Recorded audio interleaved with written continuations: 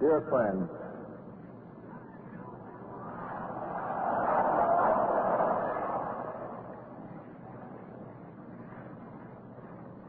with true magnificence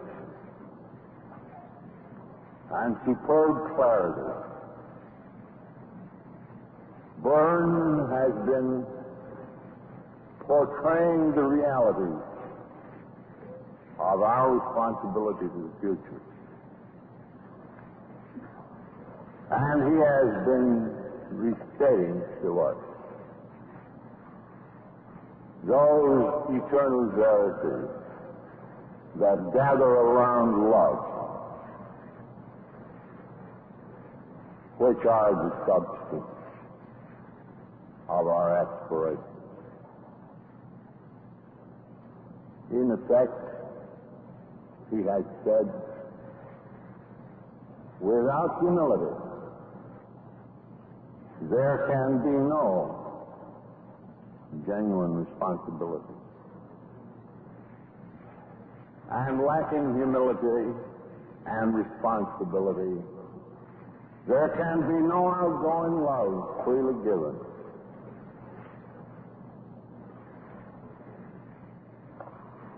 So it is well that together here in this World Convention, we have been pondering the subject of our future responsibility.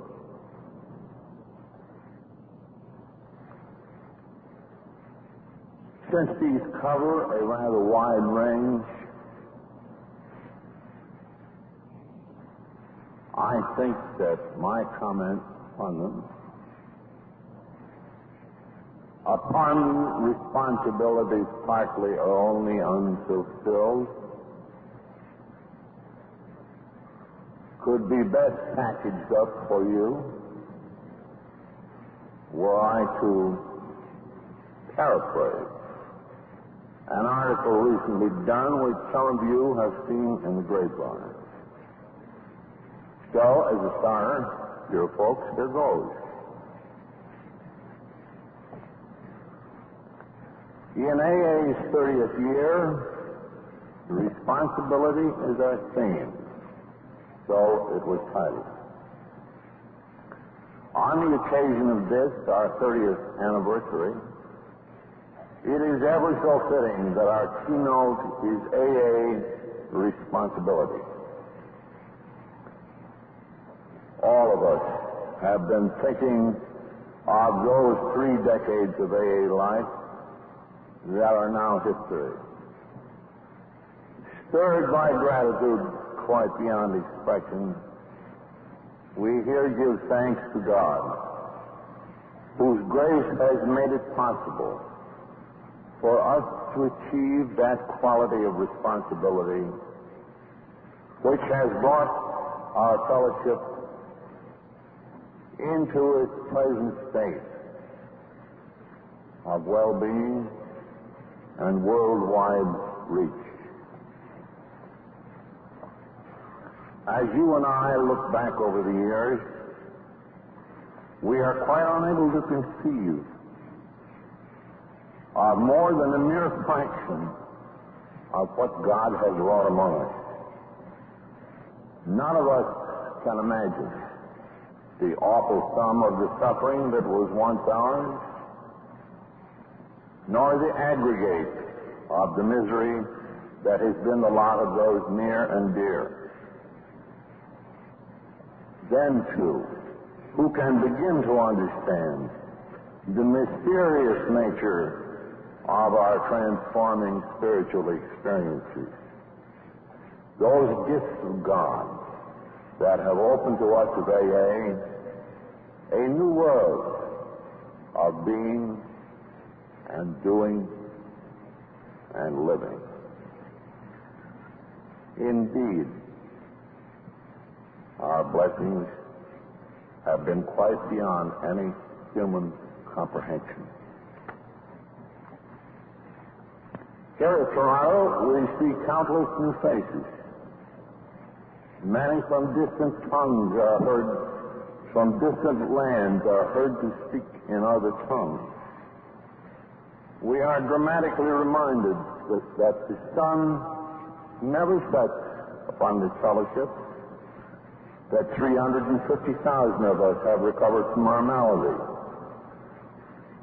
that we have everywhere begun to transcend all those once formidable barriers of race, creed, and nationality. This new assurance that so many of us have been able to meet our responsibility for sobriety, for growth, and for effectiveness in the troubled world where we live, has filled us with the deepest satisfaction and joy. Yet, as a people who have always learned the hard way, we certainly do not congratulate ourselves. Instead, we perceive all these new assets to be God's gifts, which have only in part been matched by an increased willingness on our part to find and to do His will for us. Then, too, we have well recalled how the painful desolation of our illness actually drove us to what was our first responsible decision, our first responsible act in years, that of joining AA. We remember how alcoholism had lashed us to such a point of collapse that we became willing to do whatever was necessary to get well. For indeed, it was a matter of life or death. Thus doting on, we finally did join the fellowship. And there we had our first glimpse of its quite new world of understanding and loving concern. Presently, we took a look at AA's 12 steps for recovery. Yet it must be admitted that some of these, us, promptly forgot 10 of them as possibly not needed. At first, we bought only the concepts that we were alcoholics, that attendance at meetings, and a helping hand to the newcomers would be sufficient to solve our booze problem, and no doubt all problems. Indeed, some of us began to look with approval on that insidious old cliche which says that drinking is but a good man's fault. Once off the drug, life should become, we thought, as pleasant as a bowl of cherries. So at first, we simply warmed our hands at the AA fire, and all seemed well. Then, by slow degrees, certain dissatisfaction set in. Perhaps our own group was not so wonderful as we had first supposed. Maybe there was some rock throwing at a scandal, or perhaps a distressing row. Who would become the group's next chairman? Then, too, we found that there were people we simply could not like. And worse yet, the ones we did admire often failed to give us the attention that we really deserved. Even back at home, we were apt to get a shock. Once the pink cloud had passed over the household, things sometimes seemed just as bad as ever. The old wound simply wouldn't heal at all. Though visibly impressed with our sobriety, the bank nevertheless demanded to know when we were going to pay up. Our boss likewise requested in firm tones that we get with it. At this point, each of us looked up his sponsor and regaled him with these unexpected woes. Those various resentments anxieties, and depressions were definitely caused, we claim, either by our unfortunate circumstances or by the inconsiderate behavior of other people. Greatly to our consternation, our sponsors didn't seem in the least impressed. We can remember how many of them said, "Why don't we sit down and take a good hard look at all of AA's 12 steps? Maybe you have been missing a great deal. In fact, perhaps you have been missing just about everything." This was the point at which we began to take our own inventories, and not the other fellows. As we got into the swing of self-examination, we began to discover what our real responsibilities toward ourselves and toward those about us actually were. At first, this was a mighty tough assignment, but it did by degrees get easier. Next, we commenced to make restitution to those we had harmed. Grudgingly at first, then more willingly. Little by little, it got through to us that genuine progress, spiritual or material, consisted in finding out what our responsibilities actually were, then proceeding to do something about them. Gradually, these activities began to pay off. We found we didn't always have to be driven by pain and discontent. Much more willingly, we picked up the burden of living and of growing. Then, surprisingly, we began to discover that full acceptance of any clear-cut responsibility nearly always made for true happiness and peace of mind. Moreover, these durable satisfactions were often redoubled when we realized that our now better quality of willingness made it possible in meditation to find and to do God's will.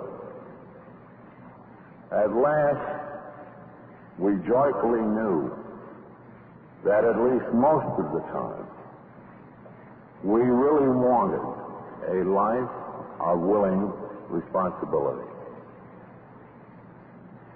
Such was the course of our spiritual unfoldment, our pilgrim's progress, if you like.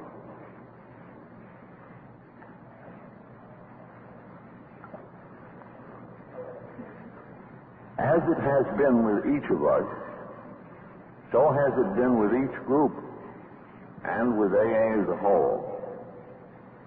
For example, I have seen our society timid and fearful, angry and prideful, apathetic and indifferent. But just as often, I have seen these negatives fade as the lessons of group experience were at last learned and applied. Let me recall some instances of this. In AA's early day, we were so timid we felt we ought to be a real secret society. We shunned publicity because we still labored under the stigma of alcohol.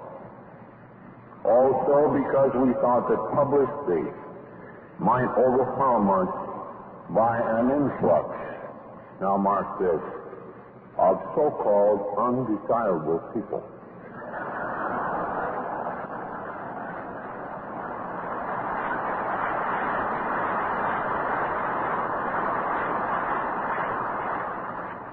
When angered by criticism from within or without, we most often found ourselves far better at dishing out our own punches than taking the other fellows. Sometimes we did boast that AA is the know-all and do-all of alcoholism, thus alienating our friends. Shuddering at the awful perils of group wealth, we often did convert this fear into a marvelous alibi for failing to meet our trivial service expenses. And this despite the fact that these vital activities were indispensable to carrying A's message into the world about us. Sometimes, by poor sponsorship or none at all, we did fail the needs of newly arrived sufferers. Then, at great turning points in AA history, our fellowship, hands in anger or sheer indifference, at first backed away from what should have been clean-cut responsibilities. On a few occasions, disastrous results were barely avoided. A few very old-timers can still recall the book Alcoholics Anonymous might never have been published because some in those days avowed we did not need it, while others shrunk from the hazards of preparing that absolutely essential text. 10 years later, we made a great outcry, some of us, against the formation of the General Service Conference of AA, that always needed body of delegates which permanently links our society with its trustees and our active world services. For several years, we had held a belief that no such linkage could possibly be created. Many thought that any attempt at such a project would ruin us. It was commonly believed that we didn't even have sense to run a clubhouse.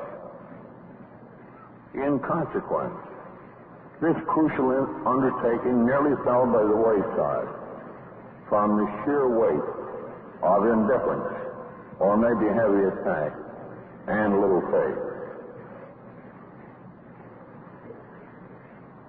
Nevertheless, in God's good time, our spiritual assets did come to well exceed even these most serious liabilities. Today, recovery goes forward on a vast scale. The practice of the 12 traditions has amazingly cemented our unity. Our intergrowth associations and World Service Conference have made possible a widespread dissemination of our message at home and abroad. Each time, it has been the same story. Our pains and our necessities have at first called us to a reluctant responsibility. But in these later years, it is simply great to report that willingness and confident faith have more and more permeated our whole society. Despite so much happy transcendence of the difficulties of yesterday, we do nevertheless deeply realize that our negative traits are still very much with us and always will be. Hence, our great and our continuous responsibility should be that of taking repeated, fearless inventories of our defects as we go on, the better to undertake their mending. Therefore, here at Toronto, we are constantly asking ourselves, what sort of heritage are we now leaving to all those generations of AA that will in the future people our society? Is the legacy that we shall bequeath them as good as we can possibly make it? While there is yet time, what can we still do that may multiply our assets and decrease our liabilities? Now, when I try to make such a survey of our society today, I hope none will regard me as one who presumes himself the righteous elder who would admonish or exhort his followers. As I now inventory AA's shortcomings, please be assured that I too am taking my own. Well do I know that my errors of yesterday have left their mark, still have their effect. That my shortcomings of today and of tomorrow could likewise compromise AA's future. So then let us together take a hard look at the more important areas in the life of our fellowship where the challenge for improvement will always be with us.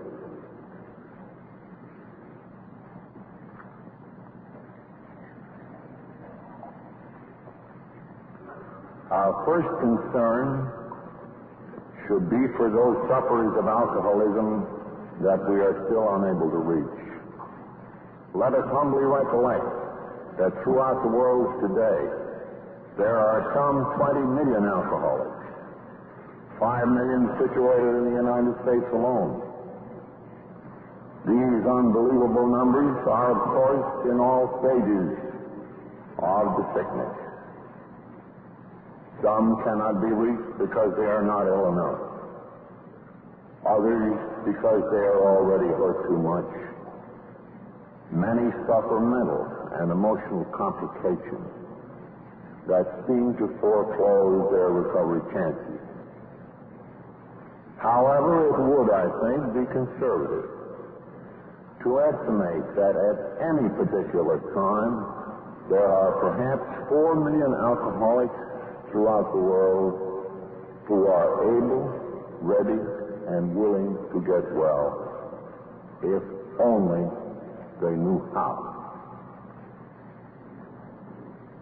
Clearly, all these sick people need to know what their malady is, then to recognize that they are so afflicted.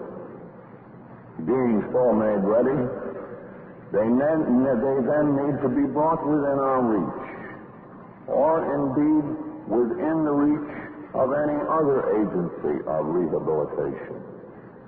And this by every resource of public information and word of mouth that can tell them exactly what steps they may take to find their road to recovery.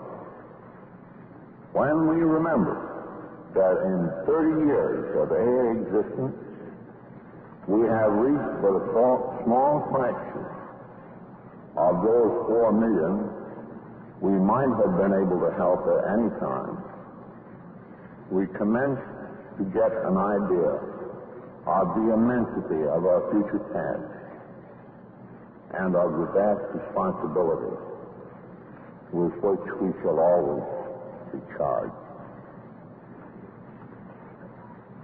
These arresting facts point straight to our next responsibility. A loving sponsorship of each alcoholic man and woman who comes among us asking for help. The concern and the care with which, individually and collectively, we do this can make all the difference to them.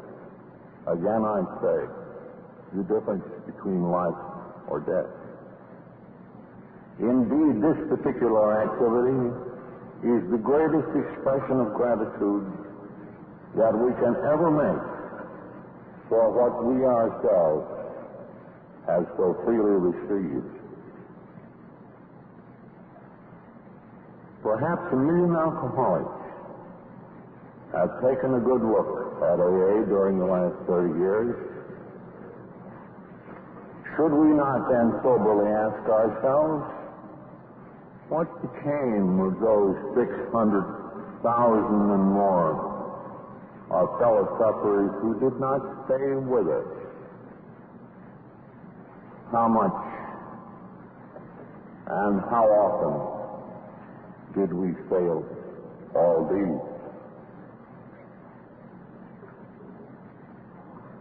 This makes it most clear that in no circumstances should we feel Alcoholics Anonymous to be the know-all and do-all of alcoholism.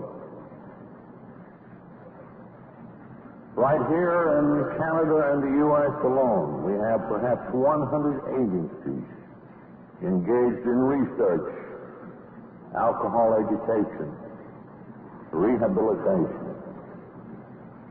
Research has already come up with significant and helpful findings. And I am certain the researchers are going to do far more. Those engaged in education are telling the world that alcoholism is an illness, that a great deal can now be done about it. Surely all of these co-workers can make our own efforts ever more effective. It is a known fact that such agencies in the United States and Canada treat something like 50,000 alcoholics each year. To be sure, their approach is often different from our own. But why should this matter, when many of these agencies are, or could be in the future, entirely willing to cooperate with us of AA, and we with them? Too often, I think, we have deprecated, even derided these projects simply because we did not agree with their methods. Had we not better now ask ourselves how many alcoholics may have gone on drinking simply because we have failed to go along in good spirits with some of these people? Certainly we must not believe that most alcoholics are going to go mad or die simply because they did not come straight to AA in the first place.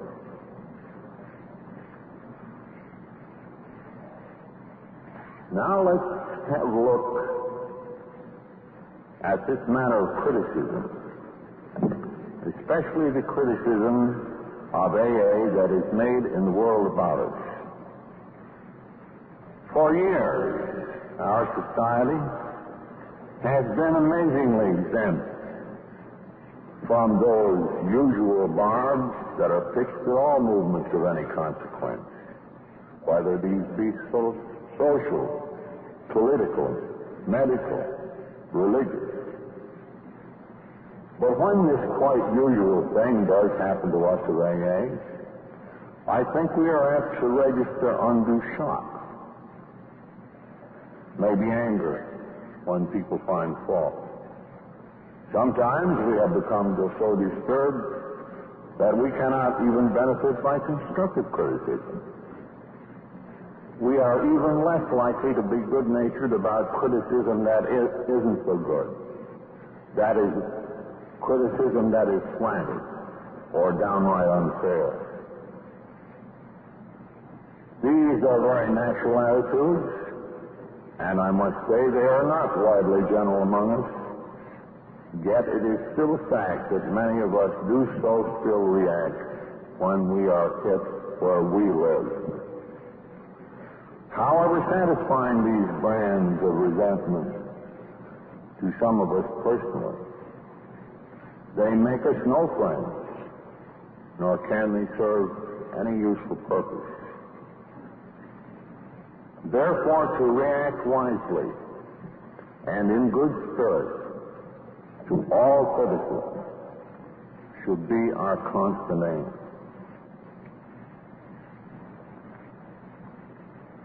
Alcoholics Anonymous is not a religion, nor is it a medical treatment, nor does it profess expertise in respect of the unconscious motivations for human behavior. Sometimes I think these facts are too often overlooked by us. Here and there we find members proclaiming AA to be a great new religion, excepting for purely sobering up existence. We are also apt to underrate medical contributions to our welfare.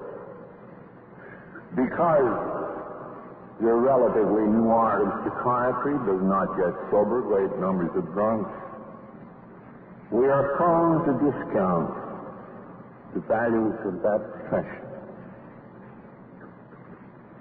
When we take such unrealistic and negative attitudes, we are, of course, forgetting that we AAs owe our very existence to medicine and to religion. In all our cardinal principles and attitudes, AA has made immense use of these great resources. It is chiefly our friends in these fields who first gave us the principles that enable each of us to live and to grow today. Therefore, the credit of these vital contributors to our welfare should stand very high among us. True enough, we drunks did put AA together, yet its basic components were supplied to us by friends. Here especially our maxim should be, let's be friendly with those friends. Next, let us recall it is a historical fact that almost every group of men and women tends to become more dogmatic. As time passes, their beliefs and their practices harden, sometimes to the point of pleasing. Up to a point, this is a natural process. Not all of it bad. Certainly people must rally to the call of their convictions. And we of AA are in consequence no exception. Obviously, too, we should have the right to voice our convictions. This is good principle. This is good dogma. But dogma also has its liability. Simply because we have convictions that work well for us as of now, it becomes quite easy to assume that we have all of the truth. Whenever this sort of prideful arrogance develops, we become aggressive. We demand agreement with it. We play God. This is very bad dogma indeed. For us of AA, it could someday become especially destructive. For example, newcomers are approaching us at the rate of tens of thousands yearly. They represent nearly every belief and attitude imaginable.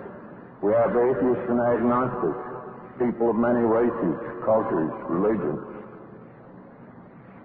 Now, we of AA are supposed to be bound together in a kinship of common suffering. Hence, there must be full individual liberty to believe in any creed, in any principle, in any treatment.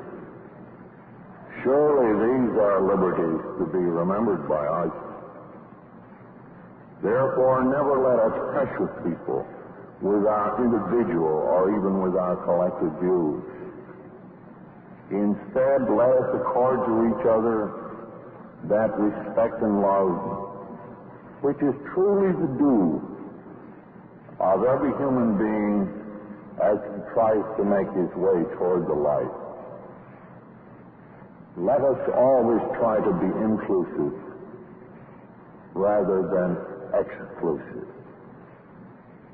Let us forever remember that every alcoholic among us is a member of AA for so long as he or she so declares.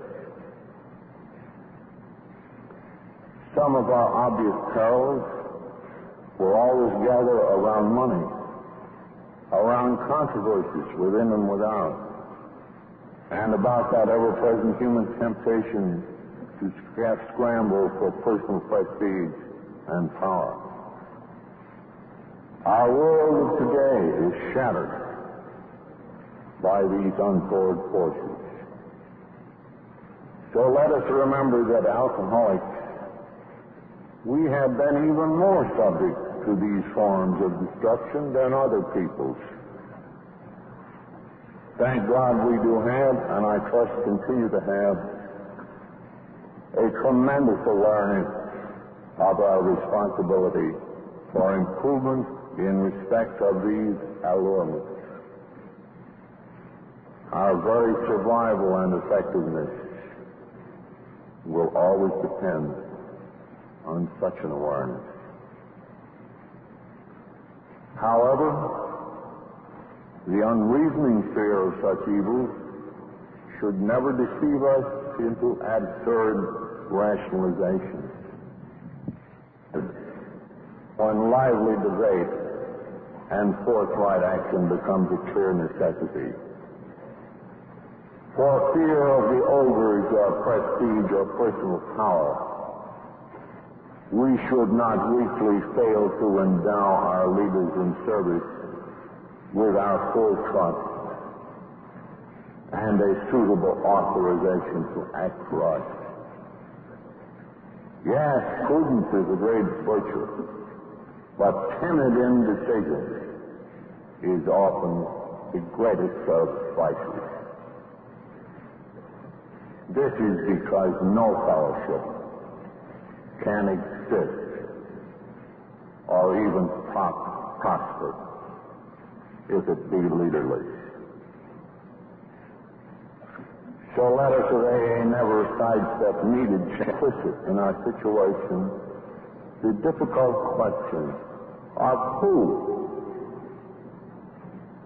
will comprise the primary world leaders of the AA fellowship in time to come.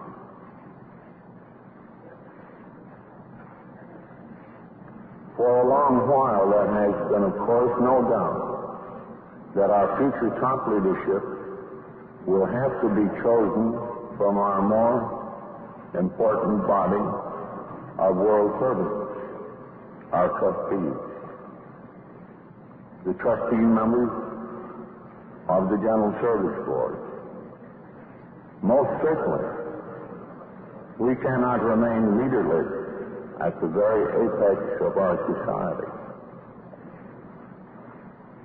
In world service matters, it is therefore something for logic and something for necessity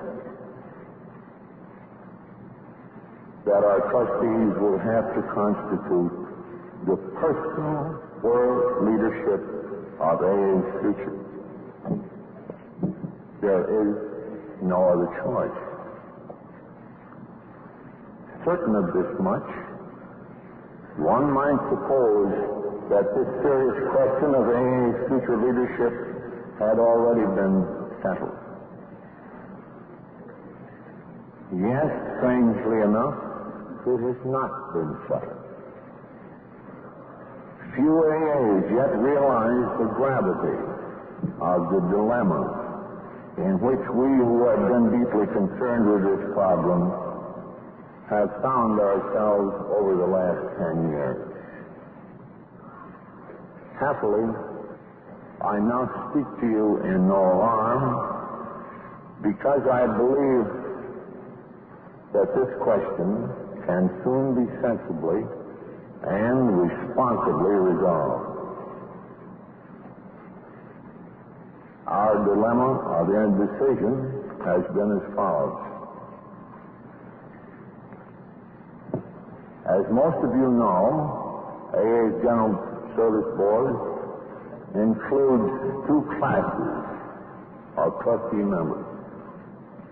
the non-alcoholic trustees, and the AA trustees. As matters stand today, our non-alcoholic friends occupy a majority position on our board, this by a majority of one. Just as importantly, our non-alcoholic friends still traditionally supply the board with its chief officers, treasurer, and the chairman. Because of this unique setup, devised in our infancy, the AA trustees of the board have remained in a minority. Hence, theirs has been a secondary responsibility in the leadership and conduct of world affairs. Surely this arrangement is not today consistent with our present concept of full AA responsibility in AA matters. From this brief portrayal, I trust that everyone here tonight can clearly see that our non-alcoholic trustees and officers are still cast in the actual role of primary leadership, not only of AA's World Service Board, but conceivably of AA as a whole over the years to come. Against this background, our long unresolved leadership responsibility to use the substance of this major undertaking and those comments which I ventured to make upon it on that most outstanding and memorable occasion. At the risk of a little overlap and repetition,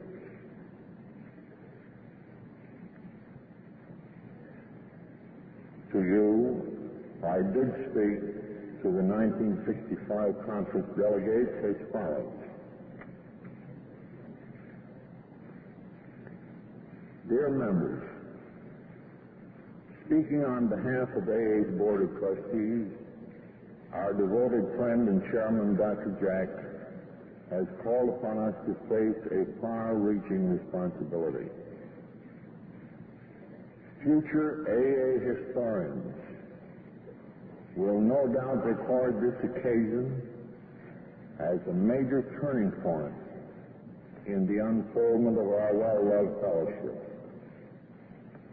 This is because we are now to reconsider and perhaps to recast the whole nature and composition of AA's future leadership. As we meditate upon this long-resolved problem, it would be well to recall that in the affairs of new societies and of nations, the determination of their ultimate leadership has always been a matter of crucial importance. This is the teaching of all human history.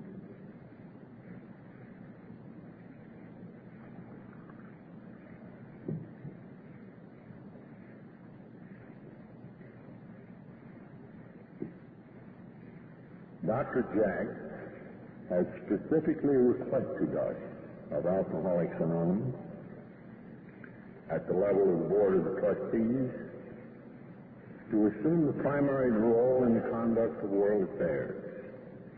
He has presented a detailed program for achieving this, a plan almost unanimously recommended by his fellow trustees. Should we adopt this new concept in 1966, the chief responsibility for the guidance of world affairs would then be shifted from the non-alcoholics of our present board to the alcoholic trustees of the newly recast board.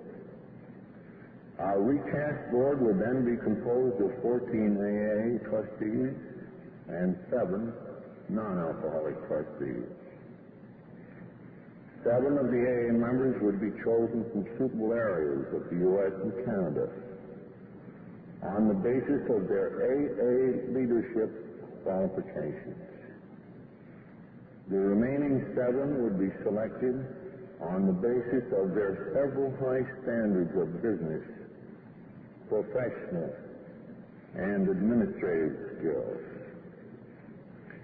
This would add up to a balanced board of 21 members in which the AAs would function in a majority of 2 to 1. That would compare with our present board of 10 non-alcoholics and 9 AAs. The chief post of the new board would be open to its members, AA members, at any time such a change might seem desirable. And for practical reasons alone, the improved balance between these 3 classes of trustees should commend itself to us all. However, the trustees' plan, as outlined by Dr. Jack, has far greater implications than mere practicality. It carries deep spiritual values. It is the call to the highest of AA's responsibilities. In effect, it is a declaration that AA has now evolved to such a point of stability and competence that it should no longer need to function under what has been since 1938 the symbol of protective custody by non-alcoholic friends. As you know, the present structure was created long ago in a time when AA had but 3 groups and only 40 members. It is worth pausing here to recall why our service board was originally so constituted. For us of AA, the year 1938 was one of anguished uncertainty. There was no proof that alcoholics could stay sober indefinitely. Nor was there convincing evidence that we had the emotional stability to look after ourselves, even though sober. Besides, we had no public standing. People did not know that we existed. Then, too, how many distant AA groups would think of sending money contributions to a board of trustees composed wholly of New York alcoholics?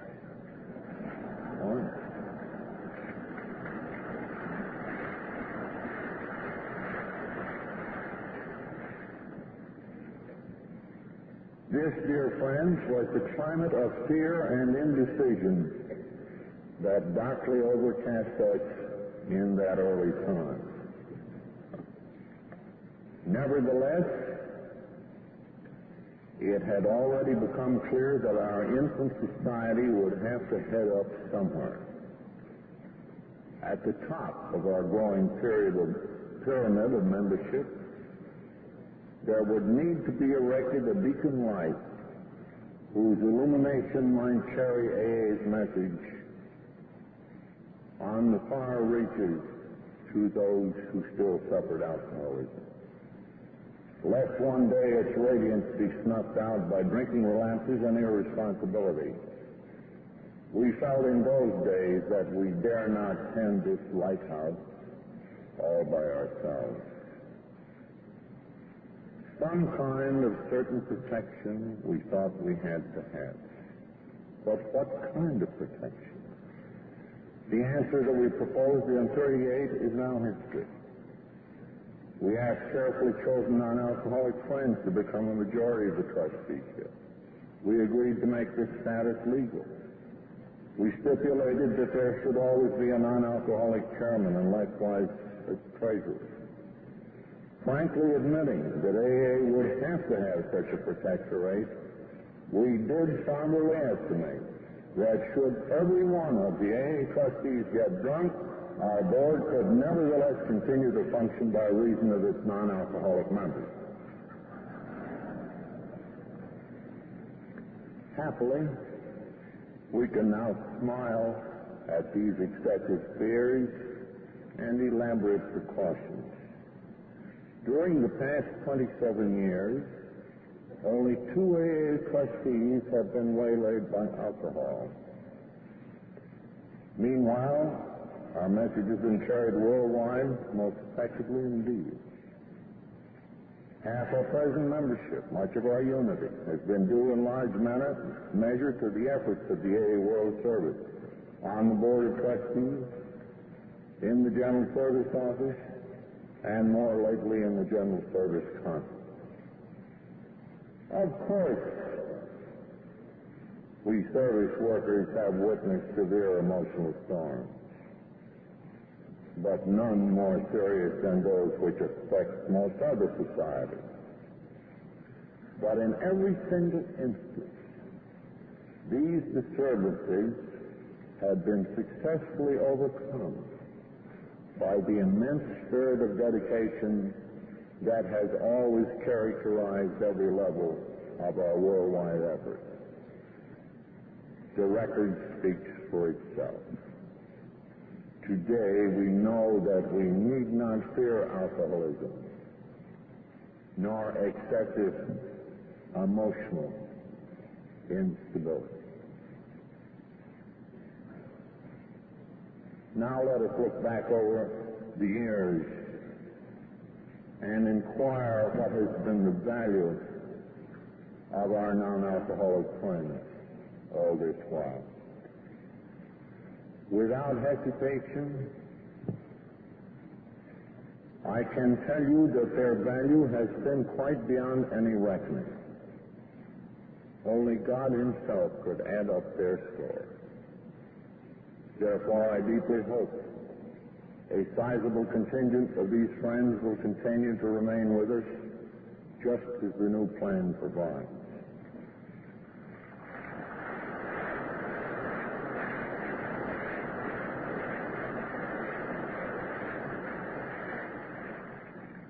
In the days when AA was unknown, it was the non-alcoholic trustees who held up our hands before the whole world.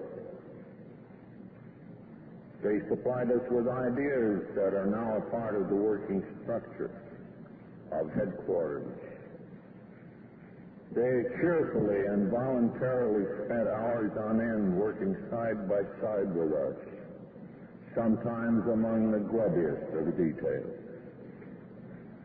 They gave freely of their professional and financial wisdom. Sometimes they helpfully mediated our difficulties. In the early years especially, their presence in strength on our board was quite able to command the full confidence and respect of faraway AA groups. Meanwhile, they could assure the world around us of AA's worth. These are the unusual services which indeed they still render. Then, too, these are the men who stood fast during that exciting, though perilous time between 1940 and 50, when AA's unity and its collective responsibility, when these were put to the acid test, a time when the 12 traditions were being forged out of the painful lessons of that experience. Having myself been a constant resident of AA's House of World Service for more than a quarter century, no one could better understand what these devoted friends have meant to us. To gratefully set my testimony of their magnificent contributions on the record of this meeting is something for the deepest and most enduring of satisfactions. Nor could any expression of our gratitude be complete unless I were to tell you of a certain indispensable contribution that was once made to AA's welfare by a non-alcoholic friend and trustee. I speak of a man that many of you know. Well, there are many more now. That's him.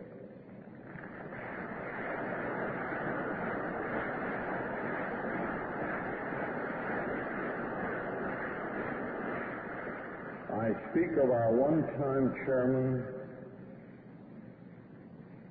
our beloved Vern Smith. During the most serious crisis that our fellowship has ever known, it was Vern who persuaded us to meet and to shoulder our clear and rightful obligations. As individuals, it must be confessed that we AAs have never been overzealous to meet great responsibilities. We were driven to AA on the lash of alcohol. Arrived in AA, we were confronted with the 12 steps and 12 traditions. We proceeded to adopt these principles in a rather piecemeal fashion. But as time went by, the conformity began to improve. We commenced to practice these principles because we knew them to be right for us. Nonetheless, it was a very long time before many of us could come to the point where we would accept our heavy obligations with full and joyful willingness. It has also been observable that, like other people, we A's are apt to resist any proposal for great change, especially when all seems to be going well. Often enough, these reluctancies have been based upon our fears, but sometimes they have represented a genuine prudence.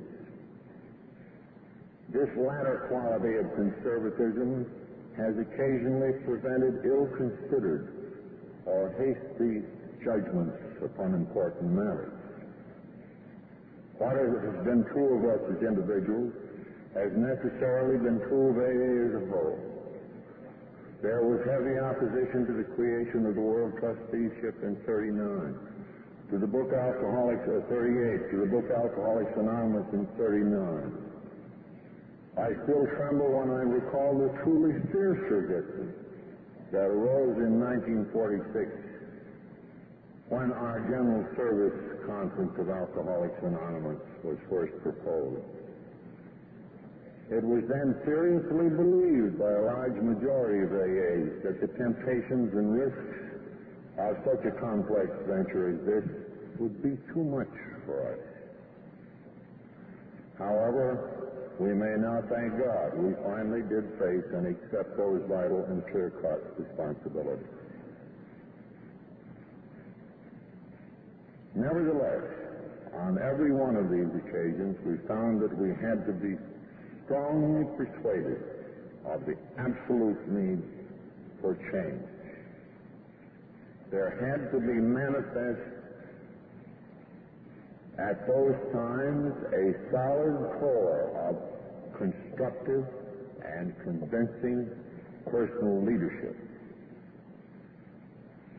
This is exactly what our remarkable friend Vern gave to us when in 1950, after several years of great heat but little light, we had failed to arrive at a decision to form that General Service Conference.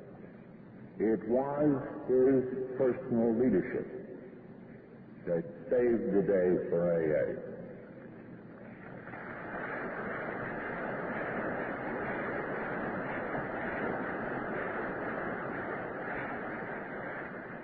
Let me briefly background that statement. By 1946, certain facts of AA life were becoming visible. Our trusteeship, then called the Alcoholic Foundation, was becoming more and more isolated as our groups fanned out over the globe. Indeed, the only linkage between our board and all these thousands of members really consisted of a few tireless AA gals at the General Service Office, along with Dr. Bob and me. The trustees themselves had become virtually unknown. Dr. Bob had fallen ill, perhaps fatally. Our linkage was therefore very perishable and far too thin. Hence, some of us felt it imperative that our Board of Trustees should be directly related without delay to AA as a whole. There was still another reason. A majority of our groups had already declared that they would no longer live under the absolute protection and management of their local founders and old-timers, no matter how well-loved these were. For better or worse, our groups had begun to take the decision to look after themselves.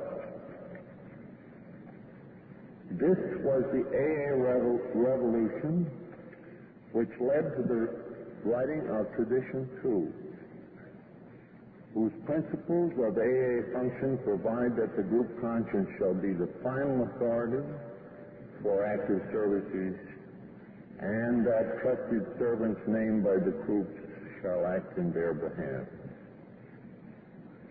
Certainly our long isolated board members were trusted servants, but it was nevertheless true that the trustees had no direct connection with the group conscience, nor were they directly accountable to it. It was therefore becoming evident that we at New York were still operating as a protectorate, something that had by then become obsolete, quite inconsistent with the provisions and spirit of Tradition 2. Consequently, it was proposed to assemble a General Service Conference of delegates that might squarely meet these deficiencies. As news of this project got into circulation, resistance began to mount. The more the conference was urged, the more the opposition dug in. Many AAs were deeply frightened. They well imagined themselves engulfed in a wave of prestige-seeking, shabby politics, financial troubles, and all the rest of it. Under such conditions, many fine AA members were quite unable to see the urgent need for this radical change. Observing their protests, most of our board naturally concluded that AAs most emphatically did not want such a conference. Then, too, I'm afraid that the growing impasse was made still worse by my own incessant bulldozing of this conference issue. Then came Burns Smith on the scene.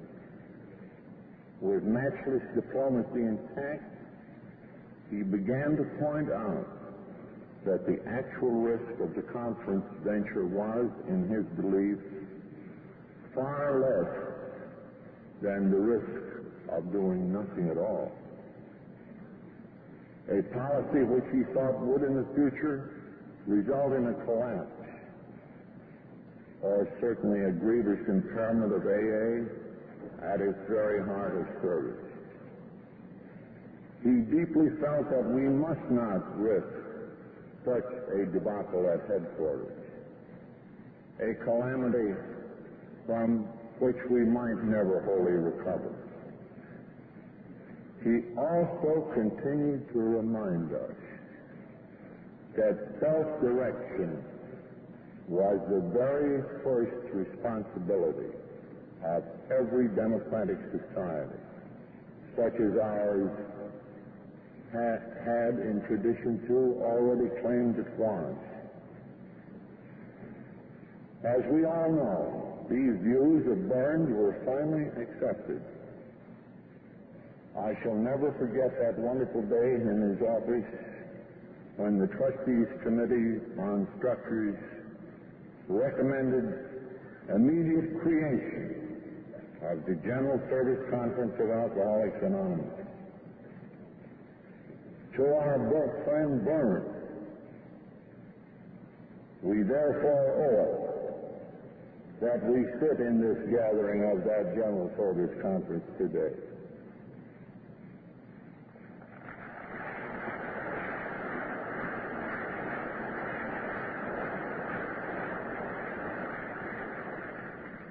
Certainly, this story has a deep and clear relevance to that all-important matter of AA's future leadership.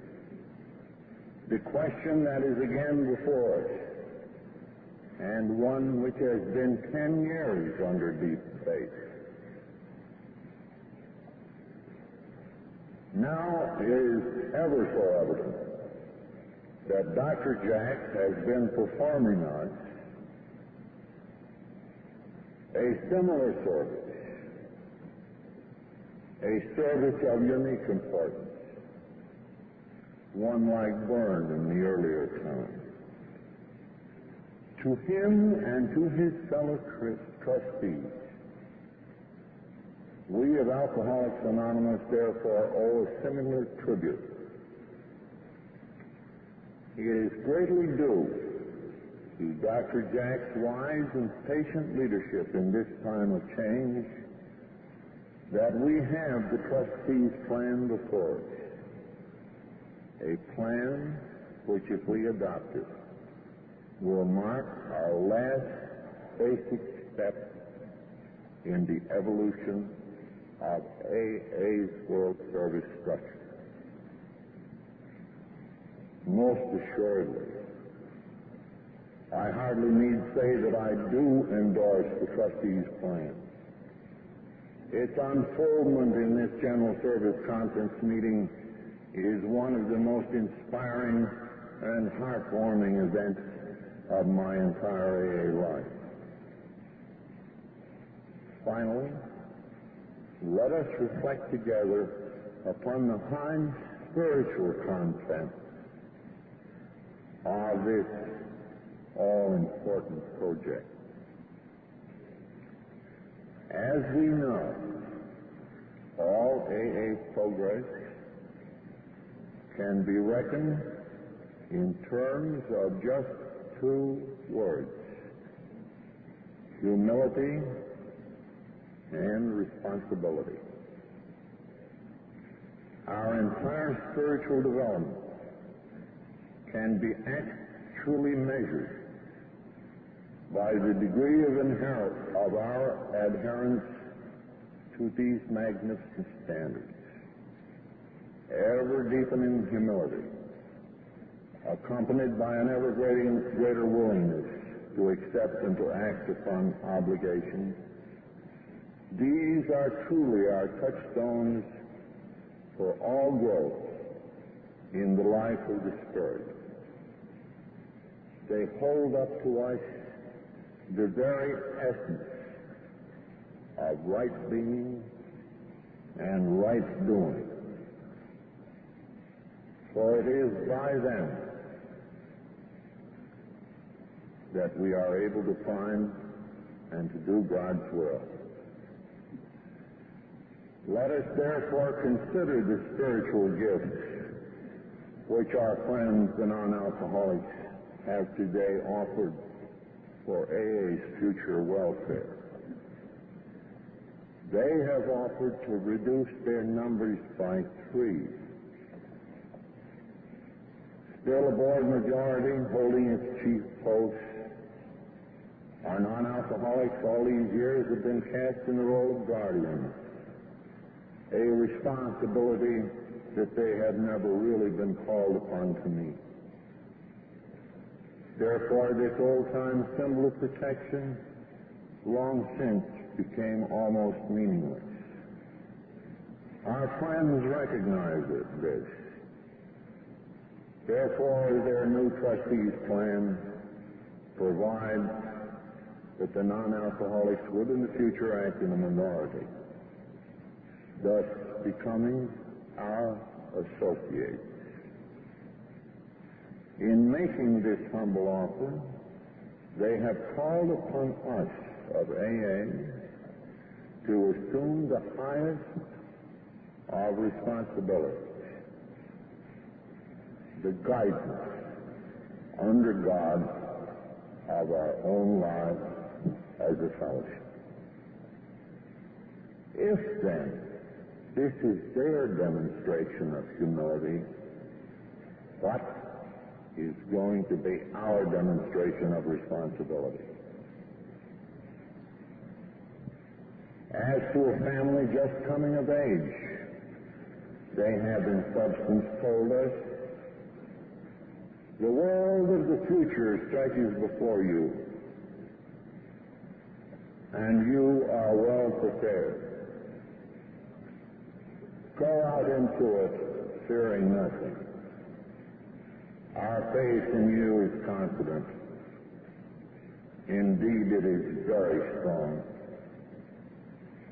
As you of AA move onward toward your destiny, may you always remember that God in His wisdom has granted you three precious graces. Freedom from a deadly affliction, a life experience that enables you to carry that priceless freedom to others, and a vision ever widening of God's reality and of His love. May we of Alcoholics Anonymous remain ever worthy of these three gifts of grace,